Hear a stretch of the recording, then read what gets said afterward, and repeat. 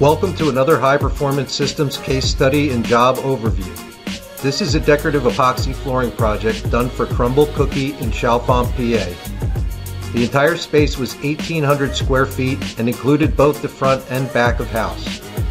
Using diamond grinders, our crew got down to fresh white concrete to assure a strong bond with the epoxy. This project called for an integral coat base as well, creating a truly seamless floor. This multi-coat epoxy flooring system was designed to be the corporate standard, creating a uniform look among Crumbl franchises.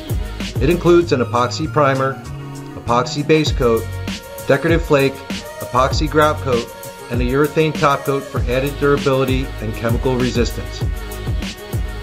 For more information on epoxy flooring for your facility, contact High Performance Systems or visit their website at highperformancesystems.com.